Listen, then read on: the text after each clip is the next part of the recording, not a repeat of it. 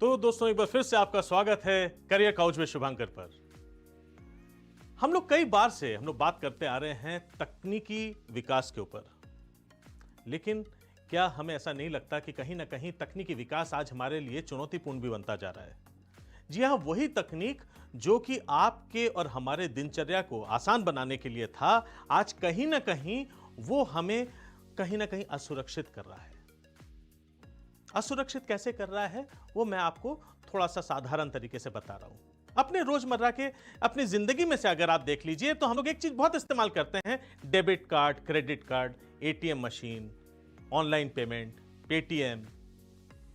दोस्तों जैसे जैसे हम इन तकनीकों का सहारा ले रहे हैं, उसी तरीके से हमारे जो खुद के जो इंफॉर्मेशन है, हमसे जो जुड़े हुए जो डेटा हैं, वो आज के दिन में बड़े बड़े हैकर्स के लिए एक्सपोज हो चुका है।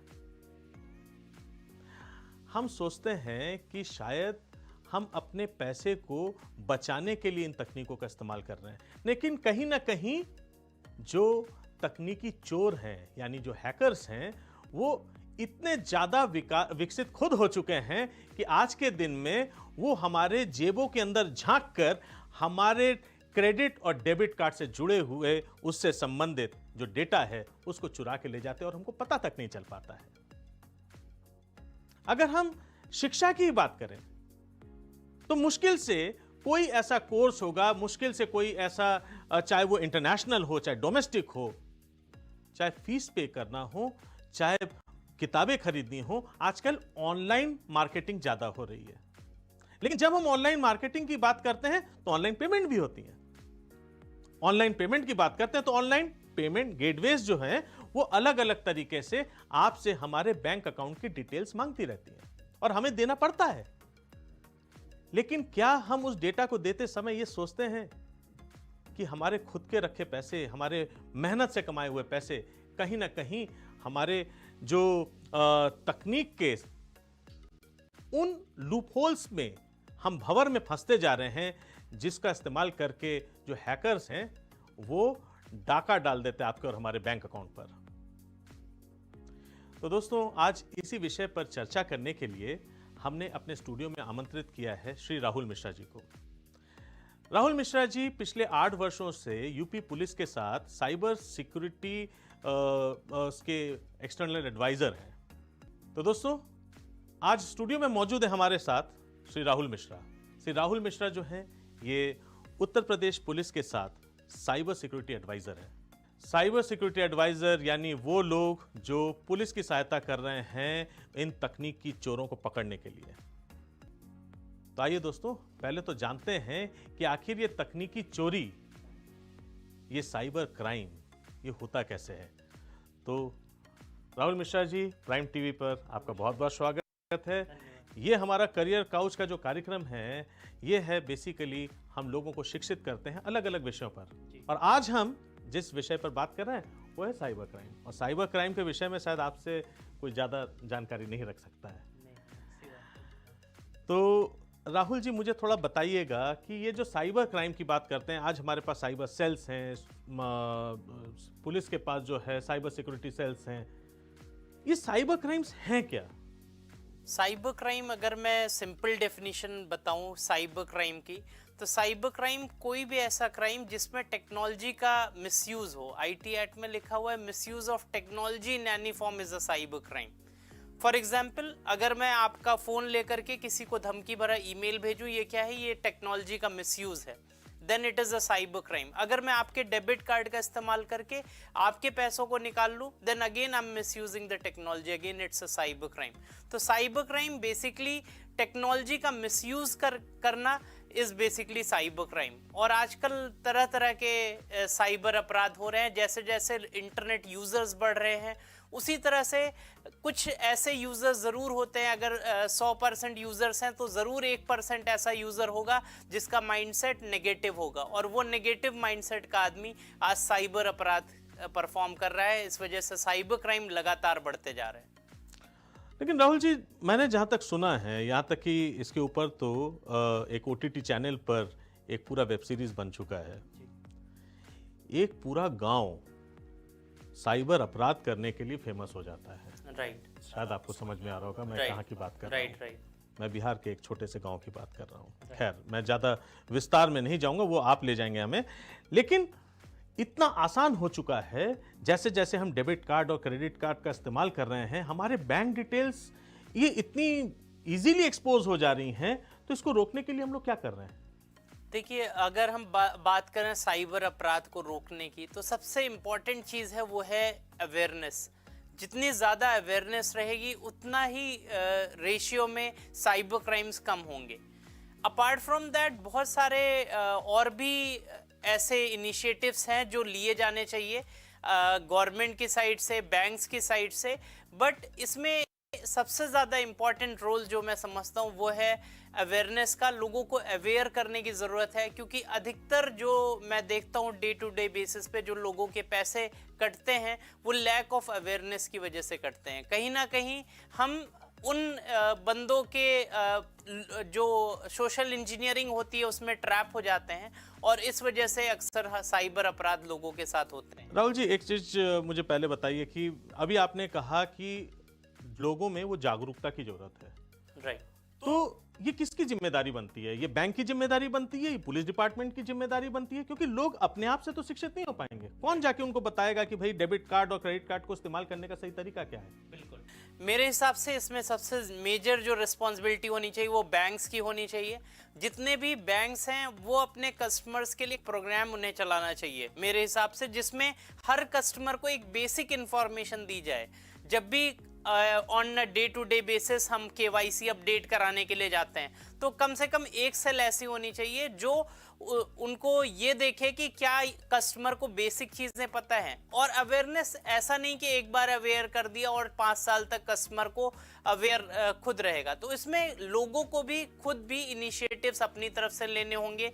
उन्हें पता करना होगा कि क्या लेटेस्ट चीजें चल रही हैं, कैसे हमें अपडेटेड रहना है। और बैंक्स की रिस्पॉन्सिबिलिटी होनी चाहिए कि उन लोगों तक जरूर पहुंचे जो गांव के गरीब लोग हैं, फार्मर्स हैं। अधिकतर जो गरीब लोग होते हैं उनके साथ ज्यादा इस तरह के अपराध हो जाते हैं, क्योंकि उन्हें बेसिकली चीज़ों का पता नहीं होता। जैसे आपने पहले देखा होगा, पहले तो ये बहुत होता था, लोगों के पास फ़ोन कॉल जाती थी और उनसे डेबिट कार्ड डिटेल्स मांग ली जाती थी और आसानी से वो डिटेल्स अपनी बता दिया करते थे। सिर्फ गांव का आदमी क्यों अपनी डिटेल बता दिया करता था? क्योंकि उसको लगता था कि डेबिट कार्ड से सिर्फ एक इस्तेमाल हो सकता है, इसको ATM मशीन में लगाओ, पिन एंटर करो और पैसा निकाल लो।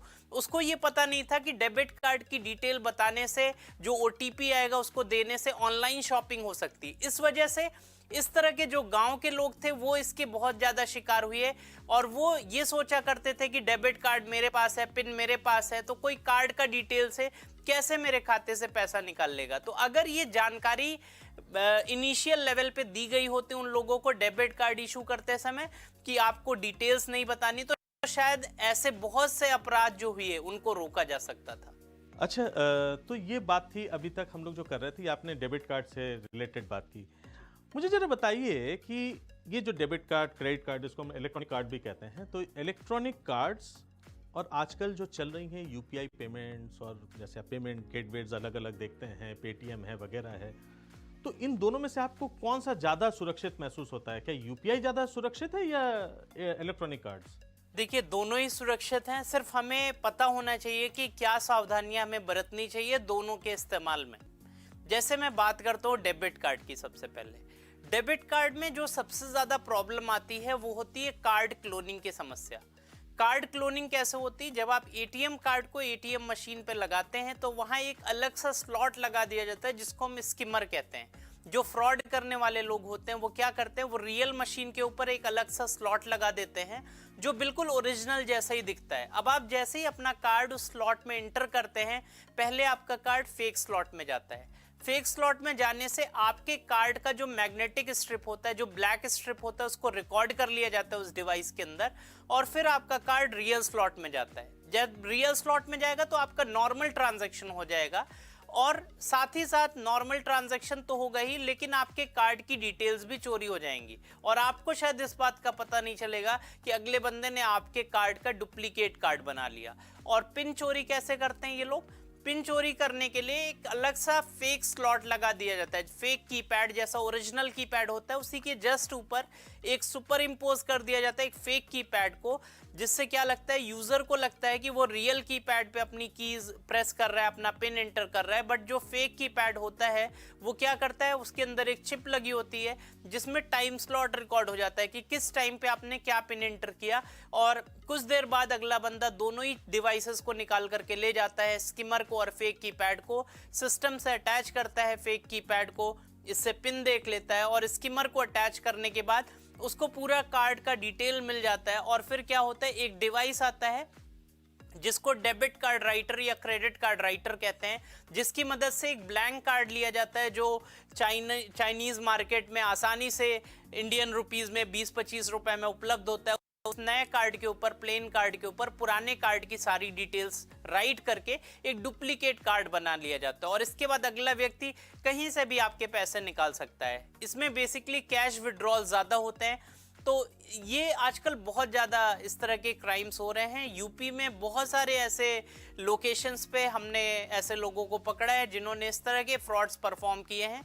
तो इससे बचने का सिंपल सा तरीका है कि किसी भी एटीएम मशीन पे जब आप अपना कार्ड लगाते हैं तो क्या करिए, जिस स्लॉट में आप अपना कार्ड लगा रहे हैं उस स्लॉट को हल्का सा अपनी ओर खींचिए। अगर वहां कोई फेक स्लॉट होगा तो अपने आप बाहर आ जाएगा, क्योंकि स्किमर हमेशा टेम्परेरी बेसिस पे लगाया जाता है। और फेक कीपैड को चेक करने का तरीका है कि जब आप कीपैड को एक साइड प्रेस करेंगे अपने आप कीपैड बाहर आ जाएगा, क्योंकि कीपैड भी जो होता है वो कुछ टाइम के लिए सुपर इम्पोज किया जाता है रियल के ऊपर। और पिन चोरी का एक और तरीका है, कैमरे लगे होते हैं। कई बार अब जब आप शॉपिंग मॉल्स में जाते हैं तो वहां आपका डेबिट कार्ड जब आप इस्तेमाल कर रहे होते हैं या क्रेडिट कार्ड जब आप यूज कर रहे होते हैं तो वहां काउंटर पे कैमरे लगे होते हैं। कई मॉल्स में हमने ऐसे भी केसेस पकड़े हैं कि मॉल्स में आपके कार्ड की डिटेल्स चोरी हो जा रही हैं और फिर उससे आसानी से ट्रांजैक्शंस परफॉर्म किया जा रहा है। उस केस में क्या होता है, कार्ड का नंबर, एक्सपायरी डेट, सीवीवी वो रिकॉर्ड हो जाता है कैमरे में। जब आप अपना डेबिट कार्ड किसी को देते हैं तो आसानी से अगला व्यक्ति उस कार्ड को शो करता है कैमरे के आसपास, और आपको समझ नहीं आता कि अगला बंदा आपके कार्ड की डिटेल्स को रिकॉर्ड कर रहा है। और आसानी से रिकॉर्ड करने के बाद क्या किया जाता है, पिन आसानी से अगला व्यक्ति आपका देख लेता है। और ऐसे फ्रॉड्स अक्सर क्रेडिट कार्ड में किए जाते हैं। क्रेडिट कार्ड में जो इंटरनेशनल गेटवेज होते हैं उसमें ओटीपी की आवश्यकता नहीं होती या पिन की आवश्यकता नहीं होती। सिर्फ कार्ड नंबर, एक्सपायरी डेट और सीवीवी, अगर ये तीन जानकारियां किसी के पास है और कोई व्यक्ति इंटरनेशनल गेटवे का इस्तेमाल करता है तो आपके क्रेडिट कार्ड के रुपए खर्च किए जा सकते हैं। ऐसे बहुत सारे केसेस हमने देखे हैं कि रात में अगला व्यक्ति सो रहा है और उसके खाते से रात में 2 बजे 5 लाख रुपए के ट्रांजैक्शंस हो गए, और अगले दिन अगला व्यक्ति रिपोर्ट करता है तो उसको पता चलता है ये ट्रांजैक्शन यूएस से हुआ। तो ऐसी बहुत सारी वेबसाइट्स हैं, अब ऐसे बहुत सारे डार्क वेब पे ऐसी बहुत सारी वेबसाइट्स हैं जो आपके कार्ड की डिटेल्स को सेल करते हैं बकायदा। मतलब आपने अपना कार्ड किसी मॉल में स्वैप किया, वहां आपके कार्ड की डिटेल्स चोरी हो गई। आपके कार्ड की लिमिट अगर 5 लाख रुपए है तो 5 लाख रुपए लिमिट का कार्ड ऑनलाइन बिक रहा होगा 50,000 रुपए में। जो यूएस का व्यक्ति खरीद करके उस डिटेल को 50,000 रुपए में अप टू 5 लाख की शॉपिंग परफॉर्म कर रहा होगा, उस केस में इन्वेस्टिगेशन भी टफ हो जाएगा पुलिस के लिए, ऐसा लोग सोचते हैं। ऐसे बहुत सारे अपराध आजकल हो रहे हैं जिससे बचने की जरूरत है। हमें आपको अपने आप को, जब भी हम कार्ड इस्तेमाल करते हैं तो हमें कुछ मेजर्स लेने की जरूरत है जिनसे हम अपने आप को सिक्योर जोन में रखें।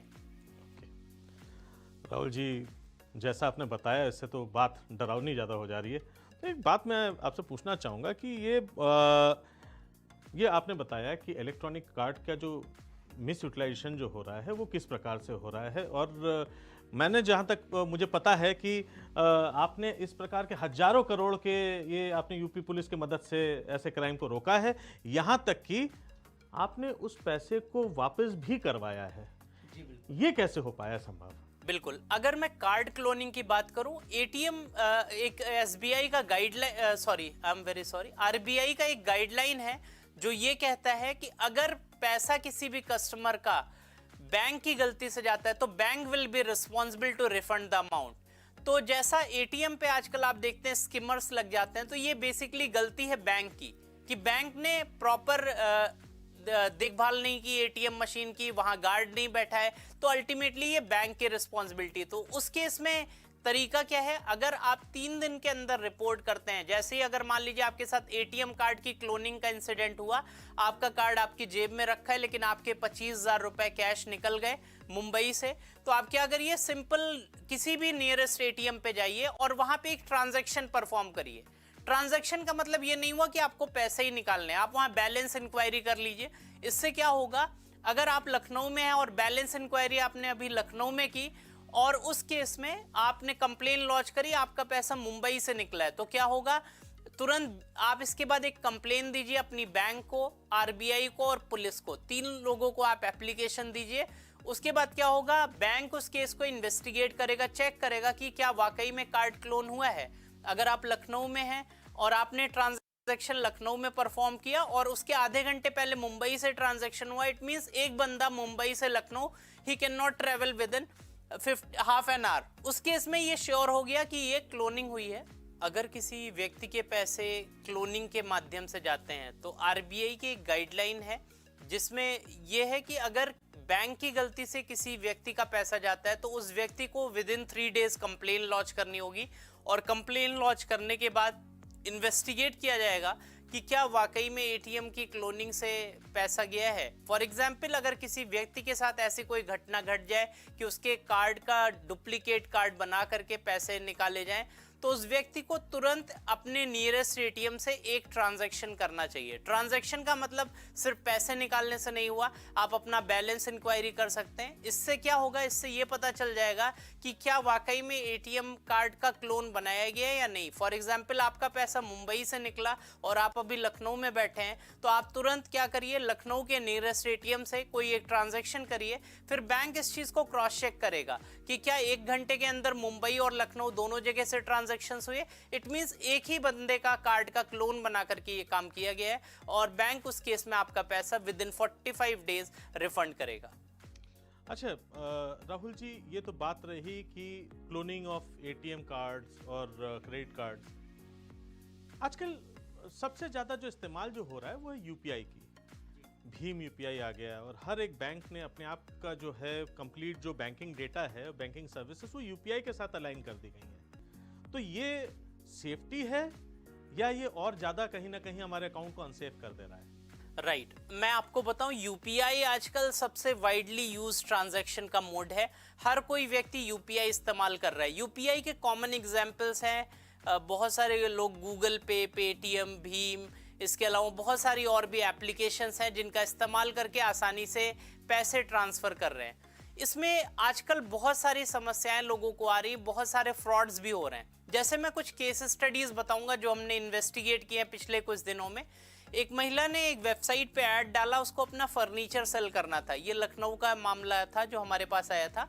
उस लेडी ने जब अपना ऐड डाला, उसके पास एक व्यक्ति का फोन आया। उसने कहा, मैम मैं आपका फर्नीचर खरीदना चाह रहा हूँ, इसके लिए मुझे 25,000 रुपीज़ आपने डाले, मैं पैसे आपको गूगल पे से ट्रांसफ़र कर दे रहा हूँ। मेरा एक दोस्त आएगा और आपके यहाँ से फर्नीचर लेकर के जाएगा। उस महिला ने कहा ठीक है। उस व्यक्ति ने कहा आप अपना नंबर बताइए। उस महिला ने जैसे ही अपना नंबर बताया, उस व्यक्ति ने उस नंबर को गूगल पे इंटर किया। जैसे ही इंटर किया उसने, तो गूगल पे 2 ऑप्शंस आते हैं, एक होता है पे का, एक होता है रिसीव का। उस व्यक्ति ने रिसीव ऑप्शन पे क्लिक किया, 25,000 रुपए इंटर किए और रिक्वेस्ट मनी ऑप्शन पे क्लिक किया। जैसे उसने रिक्वेस्ट मनी पे क्लिक किया, महिला के पास एक नोटिफिकेशन गया जहां पे लिखा था पे और डिक्लाइन। उस व्यक्ति ने कहा, मैम मैंने आपको 25,000 रुपए भेजे हैं, आपके पास 2 ऑप्शन आ रहे होंगे, पे और डिक्लाइन।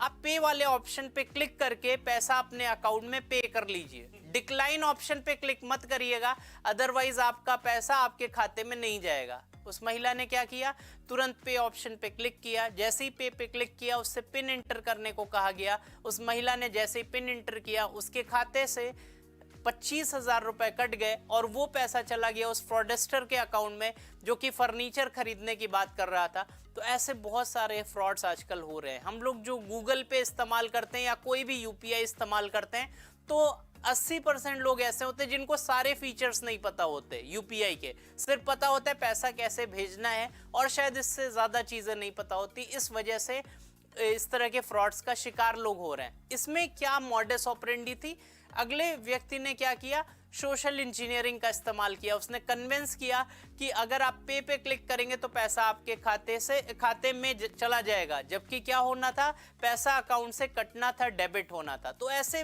केसेस आजकल हो रहे हैं। तो कहीं ना कहीं वो इंफॉर्मेशन नहीं थी ना, एग्जैक्ट उनको बताया नहीं गया, तो फिर इसकी जिम्मेदारी तो सीधे सीधे बैंक की बनती है। देखिए, इसमें कुछ तो कस्टमर की भी जिम्मेदारी इस वजह से बनती है कि आप इस तरह की एप्लीकेशंस का जब इस्तेमाल कर रहे हैं तो आपको सारे फीचर्स भी पता होने चाहिए कि बेसिक फीचर्स इस एप्लीकेशन के क्या हैं। हम सब लोग डिजिटल ट्रांजैक्शंस का तो इस्तेमाल कर रहे हैं, बट हमें ये पता नहीं होता कि इसके प्रॉस और कॉन्स क्या हैं, क्या चीज़ें इसमें करनी चाहिए, क्या नहीं करना चाहिए। मैं एक और आपको केस बताऊं, जो इसी तरह का केस आया था यूपीआई से संबंधित। एक लेडी ने अपना एक साड़ी परचेज किया एक वेबसाइट से। इसके बाद उसको वो साड़ी मिला नहीं, मतलब जो मिला वो ठीक नहीं था, उसमें कुछ प्रॉब्लम था। तो उस महिला ने क्या किया, उस वेबसाइट का नाम सर्च किया, एक ई कॉमर्स की कॉमन वेबसाइट है, उसका नाम सर्च किया, कस्टमर केयर नंबर सर्च किया गूगल पे। जब उसने कस्टमर केयर का नंबर सर्च किया, उसको एक नंबर मिला, उसने कॉल किया, बोला इस वेबसाइट के कस्टमर केयर से बोल रहे हैं। उस महिला ने कहा, उस दूसरे साइट से बोला गया हाँ।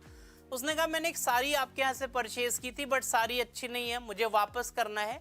तो उसने कहा ठीक है, मैं आपका पैसा वापस कर दे रहा हूँ, आप गूगल पे तो इस्तेमाल कर रही होंगी।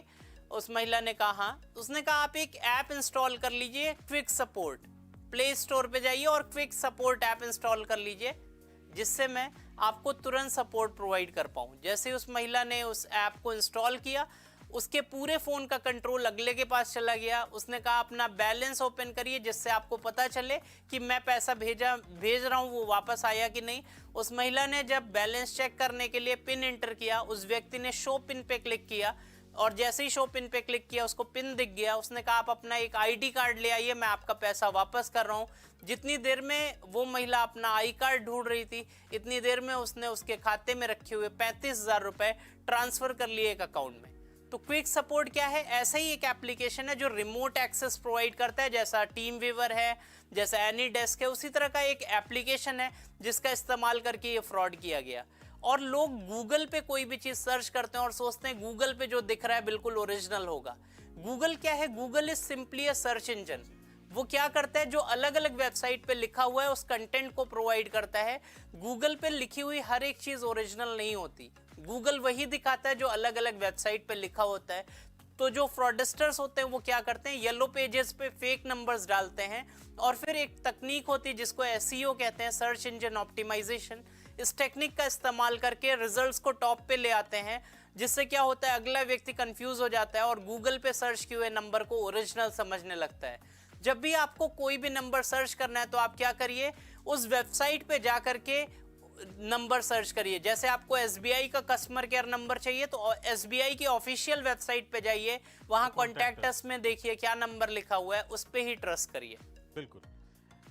तो राहुल जी, ये तो बात रही बैंकिंग से रिलेटेड, लेकिन जब हम ऑनलाइन की बात करते हैं तो ऑनलाइन में हम कई सारे और ऐप्स भी इस्तेमाल करते हैं, और उसमें से सबसे ज़्यादा होती है जो सोशल मीडिया से रिलेटेड होती है, चाहे वो एफबी हो, चाहे व्हाट्सएप हो, और आजकल उससे रिलेटेड बहुत ज़्यादा क्राइम्स हो रही हैं।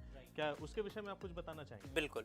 आजकल फेसबुक पे बहुत सारे क्राइम्स हो रहे हैं। जैसे लोग क्या करते हैं, फेक प्रोफाइल्स बना लेते हैं। फेक प्रोफाइल आपकी कोई भी बना सकता है, किसी की भी फेक प्रोफाइल कोई भी व्यक्ति आसानी से बना सकता है। फेक प्रोफाइल बनाने के बाद अगला काम क्या करता है अगला व्यक्ति, दूसरा काम जो कोई भी फ्रॉडस्टर करता है फेक प्रोफाइल बनाने के बाद, वो आपके फ्रेंड्स को फ्रेंड रिक्वेस्ट भेजता है। तो हमें क्या करना है, हमें कुछ ऐसे इनिशिएटिव्स लेके पहले से रखने चाहिए जिससे हम अपने आप को इस तरह के अगर कोई व्यक्ति हमारी फेक प्रोफाइल बना भी ले तो भी मिसयूज ज़्यादा लेवल तक ना हो पाए। इसके लिए आप सब क्या करिए, अपनी फ्रेंड लिस्ट को हमेशा ओनली मी करके रखिए। जब आप फ्रेंड लिस्ट में जाते हैं वहाँ ऑप्शंस होते हैं कि आपकी फ्रेंड लिस्ट पब्लिक रहे, फ्रेंड्स देख सकें या सिर्फ आप देख सकें, तो हमेशा इस ऑप्शन को ओनली मी करके रखिए। और फिर भी अगर कोई व्यक्ति फेक प्रोफाइल आपकी बना लेता है तो क्या करिए, एक जो आपको इनिशिएटिव लेकर के रखना चाहिए वो ये है कि अगर कोई फेक प्रोफाइल बनाता है तुरंत आप क्या करिए, रिपोर्ट करवाइए अपने कुछ फ्रेंड से, 3-4 फ्रेंड से। जब आप उस प्रोफाइल को रिपोर्ट करा देंगे, फेसबुक ऑटोमेटिकली चेक करेगा कि क्या ये रिपोर्ट सही है नहीं है। क्योंकि जब आपका कोई फ्रेंड रिपोर्ट करेगा तो उससे पूछा जाएगा किस व्यक्ति की फेक प्रोफाइल बनी है, तो वो अपना फ्रेंड सेलेक्ट करेगा और फिर आपका नाम सेलेक्ट करेगा। इससे क्या होगा, फेसबुक चेक करके उस प्रोफाइल को ब्लॉक कर देता है। और अगर मान लीजिए किसी ने कुछ उल्टे सीधे कंटेंट डाले हैं, अब्यूजिव कंटेंट डाले हैं, तो आप क्या करिए, अपनी नियरेस्ट साइबर सेल से कनेक्ट करिए। अच्छा, जब आप कहते हैं कि ये जो आपने सोशल नेटवर्क से रिलेटेड आपने जो बातें बताई, एक्चुअली इसमें किस प्रकार के, आप कुछ ब्लैकमेलिंग के केसेस बता रहे थे, तो वो ब्लैकमेलिंग क्या होती है उसमें? राइट। क्या होता है, जैसे फेसबुक पे ऐसे बहुत सारे केसेस हमारे पास आए हैं पिछले कुछ दिनों में, जिसमें क्या होता है, अभी रिसेंटली एक केस आया था। एक एडवोकेट थे, उनके पास एक रिक्वेस्ट आई फेसबुक पे एक मॉडल की, उन्होंने उस रिक्वेस्ट को एक्सेप्ट किया। जैसे उन्होंने उस रिक्वेस्ट को एक्सेप्ट किया, देन उनके बीच में कन्वर्सेशंस होने लगे, WhatsApp messages exchange, WhatsApp numbers exchange हुए। They started talking on WhatsApp. When the advocate was on WhatsApp, then the model asked him to get nude. The advocate got nude and she recorded the entire video. And after recording the video, what she did, she made a fake Facebook profile of that advocate. And after making that fake profile, what she did, she asked the advocate that I will make this video public, else transfer 10 lakh rupees to me. Then the advocate did the same. In this manner उसने 30 लाख रुपए लिए। Finally advocate was very frustrated. He lodged a complaint and finally we investigated the case and found there were 5 people, जिनका एक gang था जिसमें 2 females 3 mails थे। वो अलग अलग लोगों की प्रोफाइल सोशल मीडिया से फाइंड आउट किया करते थे और इसके बाद ऐसे लोगों को टारगेट करते थे और फिर ब्लैकमेल किया करते थे। तो ऐसे ये है कि आप जो जैसा कह रहे हैं कि ये जो व्हाट्सएप है या फेसबुक है, इस प्रकार के जो सोशल नेटवर्क्स हैं, इसके ऊपर वीडियो कॉल्स करना ये खतरे से खाली नहीं है। Exactly. जैसे कि आपने बताया कि एक एडवोकेट के साथ यहाँ तक हो चुका है कि उसके साथ किसी ने मित्रता की और उसकी एक फेक आईडी बनाई जिसमें कि उनकी ली हुई, उनको कन्विंस किया जाता है, अलग अलग तरीके से ल्योर किया जाता है कि वो अपनी जो है वो कॉम्प्रोमाइज पिक्चर्स भेजें। और जब वो कॉम्प्रोमाइज पिक्चर आ जाती हैं, उस पिक्चर को वो लोग उनके फेक आईडी के द्वारा चारों तरफ फैलाने की धमकी देते हैं और उस धमकी के माध्यम से उस ब्लैकमेलिंग करके उनसे पैसा ऐंठा जाता है, अगर मैं सही हूं तो। राइट। तो अब बात यह है कि उस मामले में फिर साइबर सिक्योरिटी सेल क्या करती है? देखिए, अगर ऐसा कोई केस पुलिस के पास रिपोर्ट होता है तो हम क्या करते हैं, हम फाइंड आउट करते हैं आईपी एड्रेसेस। जैसे व्हाट्सएप पे अगर धमकी मिल रही तो किस आईपी एड्रेस का इस्तेमाल किया जा रहा है, वो नंबर कहाँ से इस्तेमाल में लाया जा रहा है। इन चीज़ों को फाइंड आउट करके we try to catch those people जो इस तरह के फ्रॉड्स परफॉर्म कर रहे हैं, इस तरह की चीज़ें कर रहे हैं। इसके साथ ही साथ मैं लोगों को ये कहना चाहूँगा, आपने जैसे कहा वीडियो कॉल्स करना सेफ नहीं, वीडियो कॉल्स करना बिल्कुल सेफ है, बट हमें ये ध्यान में रखना चाहिए कि हम कोई अननोन नंबर से वीडियो कॉल एक्सेप्ट ना करें। अदरवाइज ऐसे बहुत एआई बेस्ड एप्लीकेशंस है जिनसे लोग ब्लैकमेल कर सकते हैं। बिल्कुल सही बात है। तो राहुल जी, ये सब बातें थी सोशल मीडिया से रिलेटेड और आपने बहुत ही खूबसूरती से हर एक अलग पहलू को आपने एक्सप्लेन किया कि चाहे वो इलेक्ट्रॉनिक कार्ड हो, चाहे वो यूपीआई हो, इसका गलत इस्तेमाल कैसे हो सकता है और उससे हम लोग कैसे बच सकते हैं। राहुल जी, ये सारी बातें इसलिए क्योंकि आप एक साइबर सिक्योरिटी एक्सपर्ट हैं और आपको ये बहुत भली भांति आपको ये पता है और इसी वजह से शायद आप उत्तर प्रदेश पुलिस को हेल्प कर पा रहे हैं। सर, अब चीज़ ये है कि क्राइम्स तो बढ़ती जा रही हैं, जितना ज़्यादा टेक्नोलॉजिकल एडवांसमेंट आती जा रही है, हमारा जो हैकर सेगमेंट है वो भी अपना अपडेशन उसी कैटेगरी में रखा हुआ है, वो भी उतने अपडेटेड है। तो इसका मतलब ये है कि हमारे पास क्या साइबर सिक्योरिटी एक्सपर्ट्स काफ़ी हैं? अगर मैं बात करूं पुलिस में, तो पुलिस में बेसिकली अभी प्राइवेट तौर पे बहुत सारे एक्सपर्ट्स काम कर रहे हैं जो हेल्प कर रहे हैं पुलिस की। साथ ही साथ पुलिस अपने आप को ट्रेन भी कर रही है, सर्विलांस सेल्स बनी हुई हैं, साइबर सेल्स बनी हुई हैं अलग अलग जगह पे, जहां पे जो लोग ट्रेन नहीं है उनको ट्रेनिंग दे करके उनको बताया जा रहा है कि किस तरह से इन्वेस्टिगेशंस किए जा सकते हैं। तो इसका मतलब ये है कि हमें अभी और साइबर सिक्योरिटी एक्सपर्ट्स की ज़रूरत है। राहुल जी, थोड़ा बताइएगा कि क्योंकि हमारे ज़्यादातर जो दर्शक हैं ये स्टूडेंट्स हैं, तो इन स्टूडेंट्स को पता करना होता है कि जो आज इंटरमीडिएट करके निकल रहे हैं, अगर इनको साइबर सिक्योरिटी एक्सपर्ट बनना है तो इनके पास कौन से कोर्सेस उपलब्ध हैं, ये कैसे एक साइबर सिक्योरिटी एक्सपर्ट बन सकते हैं?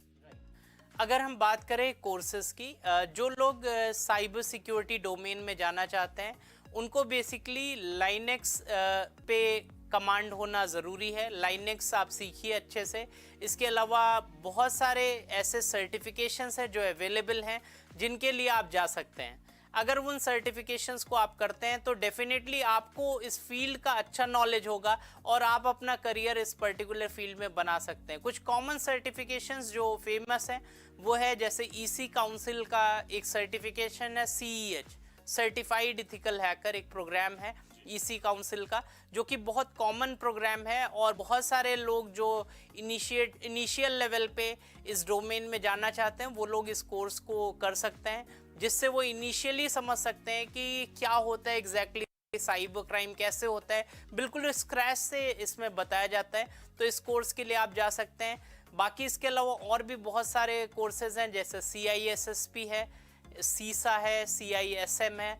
इसके अलावा बहुत सारे और भी प्रोग्राम्स हैं जो अवेलेबल हैं अलग अलग ऑनलाइन प्लेटफॉर्म्स पे, जिनके लिए स्टूडेंट्स जा सकते हैं और इस पर्टिकुलर फील्ड में अपना करियर बना सकते हैं।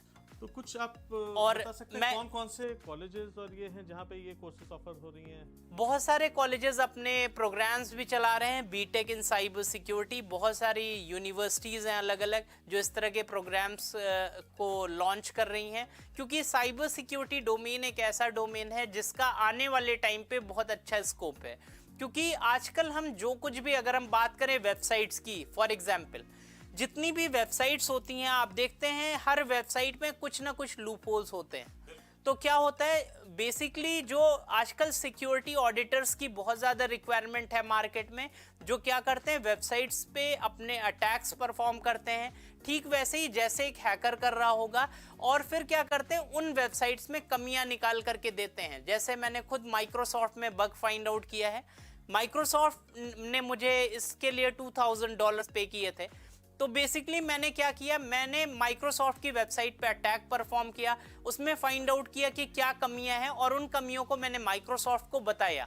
इससे माइक्रोसॉफ्ट का क्या बेनिफिट हुआ कि अगर यही काम कोई हैकर करता तो क्या करता, उसका डेटा में कुछ चेंजेस कर सकता था या उनकी कुछ इंफॉर्मेशन ले सकता था।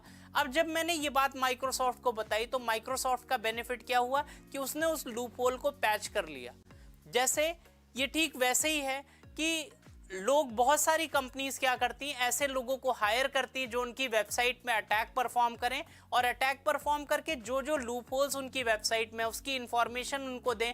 अदरवाइज क्या होगा, उनका कॉम्पिटिटर यही काम करवा सकता है कि उनकी वेबसाइट पर अटैक परफॉर्म करा के उनका डेटा चोरी कर सकता है। तो कंपनीज खुद अपने यहाँ ऐसे एक्सपर्ट्स को रखती हैं, पेनेट्रेशन टेस्टर्स को हायर करती हैं, जो क्या करते हैं उनके खुद के नेटवर्क पे अटैक परफॉर्म करते हैं और ये बताते हैं कि आपके नेटवर्क में ये लूप होल्स हैं, आपकी वेबसाइट में ये लूप होल्स हैं, इनको पैच करिए। अदरवाइज क्या होगा, कोई अटैकर सेम अटैक परफॉर्म करके सारा डेटा चोरी कर सकता है।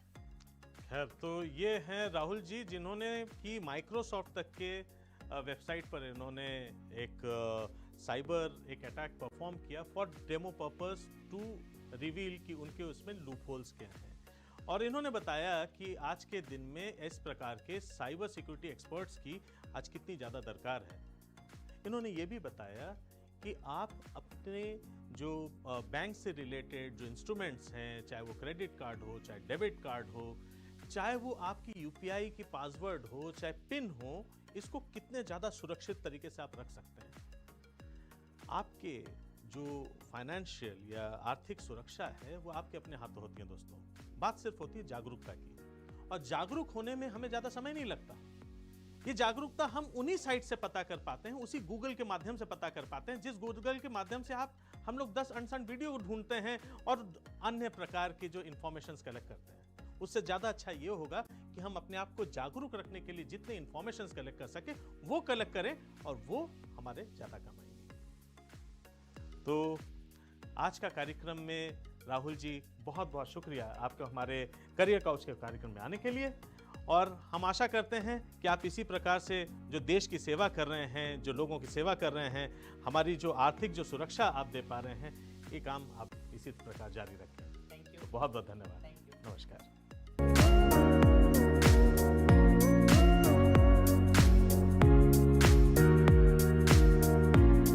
हेलो फ्रेंड्स, आज हम लोग मिले राहुल मिश्रा जी से, जो कि एक साइबर सिक्योरिटी एक्सपर्ट है, और आज हमने जाना साइबर क्राइम के बारे में और इसके बचाव के तरीके के बारे में।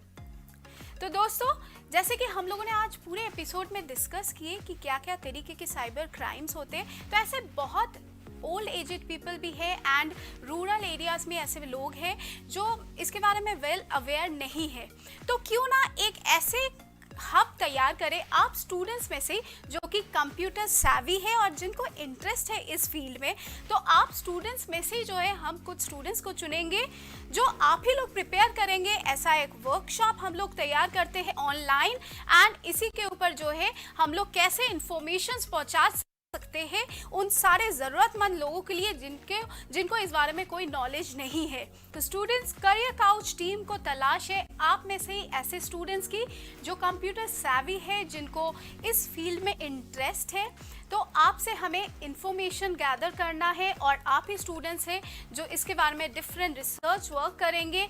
आप ही में से कुछ लोग हैं जो इसके ऊपर ऐप भी बनाएंगे एंड सारे ज़रूरतमंद लोगों तक ये इंफॉर्मेशन पहुंचाएंगे। तो स्टूडेंट्स, चाहे आप इंडिया के किसी भी कोने में हैं, ये वर्कशॉप ऑनलाइन होगा और आप ही स्टूडेंट्स होंगे इसके ऑर्गेनाइजिंग मेंबर। तो बढ़ चढ़कर इसमें हिस्सा लीजिए और नीचे दिए गए व्हाट्सएप नंबर और ईमेल आईडी पे हमें अपनी एंट्री भेजिए, रजिस्ट्रेशन करिए और हमें आपको सर्टिफिकेशन देने में बहुत खुशी होगी। तो start your registrations from today itself and देखते रहिए करियर काउच विद शुभांकर।